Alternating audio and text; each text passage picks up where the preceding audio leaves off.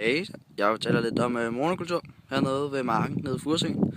Furesøen ligger dernede omkring.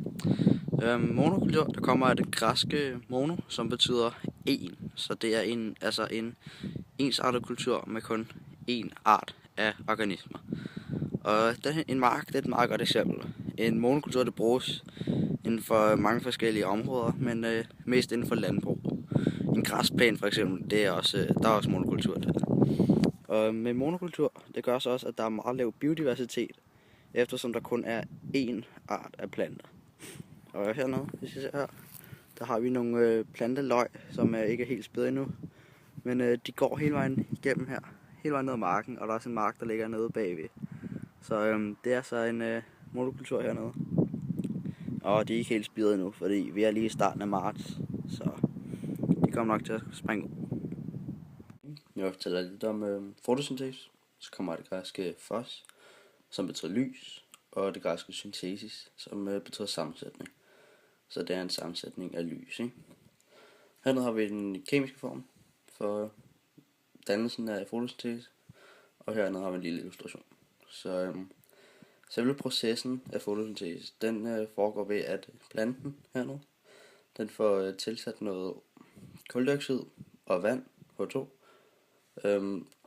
Det får den så tilsat gennem for eksempel regnvejr. Hvis der nu kommer et regnvejr, så får den noget vand.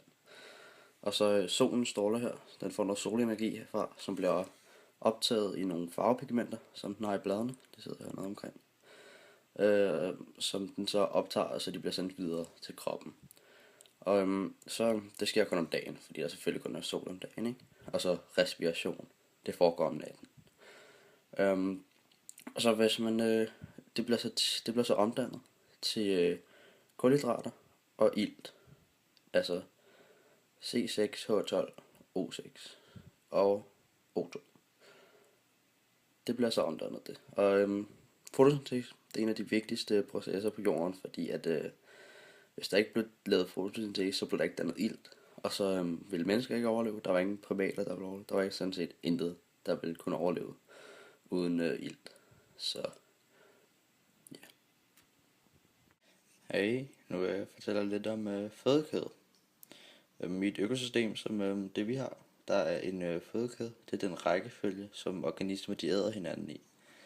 Hvis vi nu for eksempel har en myg, som bliver ædt af en mosvit, og så den mosvit, den bliver så ædt af en kat. Det vil så sige, at hvis der er et led, der forsvinder, hvis for eksempel myggen, den uddør af en eller anden ukendt årsag, vi ikke ved med, okay? Så mosvitten, hvis den så heller ikke har nogen sekundær fødekilde, så dør den jo også, eftersom den ikke får nogen myg at spise, og så dør den af sult.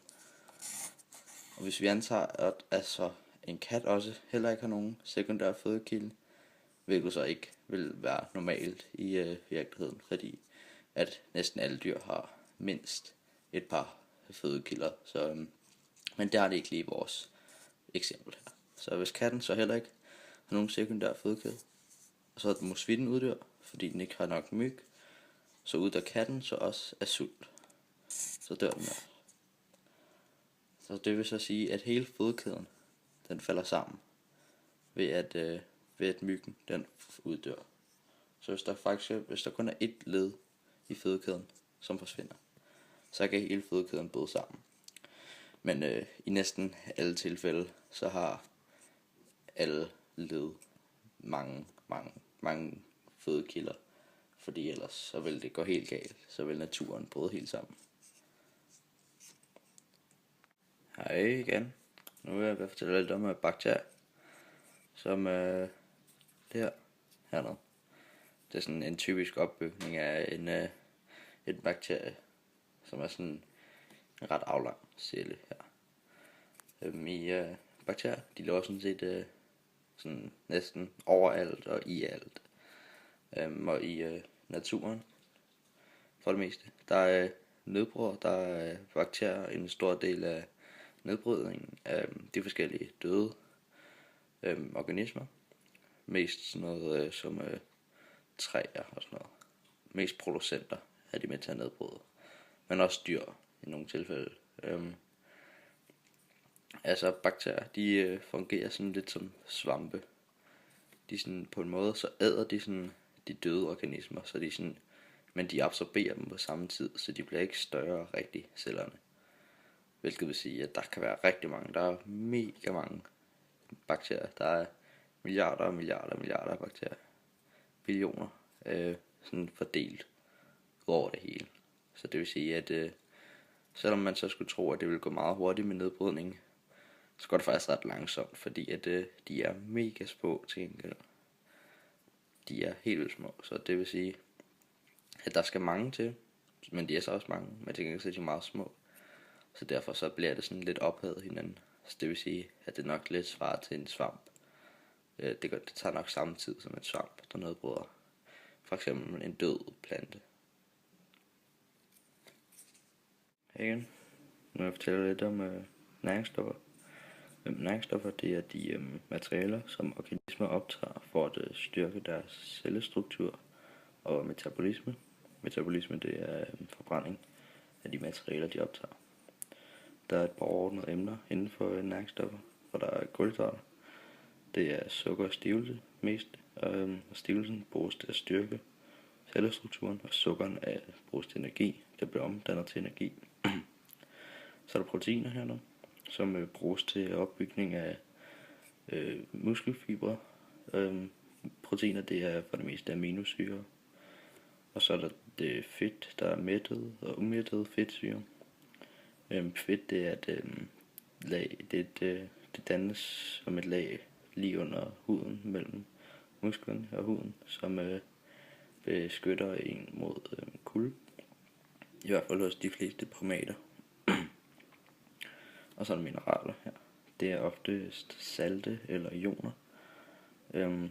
Ioner, det er sådan nogle metaller, som kobber, som det kan optages, eller jernioner, det optages gennem for eksempel spinat.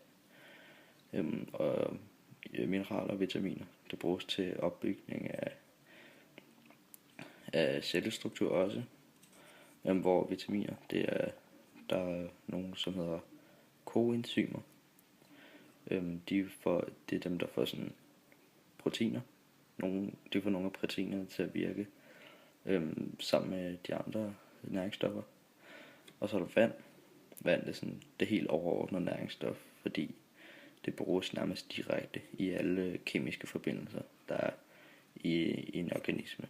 Så, yep. Hej igen. Nu er vi kommet videre til økosystem. Et økosystem, det er et område af variabel størrelse, hvor at organismer, de lever i samspil med hinanden.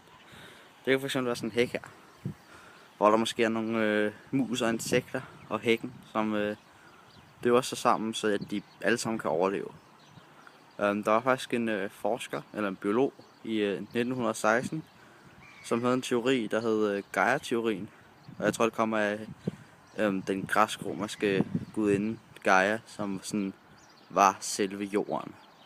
Og men den gik ud på, at på et tidspunkt, så ville alle organismer på jorden, de ville opnå det stadie, hvor de alle sammen samarbejdede i sådan et godt samspil, at der ikke ville kunne gå noget galt overhovedet. Og det er sådan meget godt definition af et økosystem. Så er vi nået til nedbrydning. Her var en lille illustration, hvor jeg vil forklare, hvordan det foregår. Yep, så der har vi et træ, ikke? Hvor der så falder et blad ned. Så zoomer vi lige ned på skovbunden, ikke? Så når bladet så er landet skovbunden, så kommer der nogle bakterier, som sprøjter nogle enzymer ind i bladet, hvor der så de forskellige mineraler, de forskellige indkapslede mineraler i bladet, de bliver frigjort, så de kan optages som forskellige næringsstoffer for planter og nogle dyr. Og så kommer der sådan nogle som svampe og regnorme og spiser selve cellestrukturen, altså selve bladet. Og så på den måde frigør de også de sådan resterende indkapslede mineraler. Og på den måde bliver hele bladet nedbrudt, og det så bliver omgivet til energi. Og det samme sker så med forskellige organismer. Døde organismer.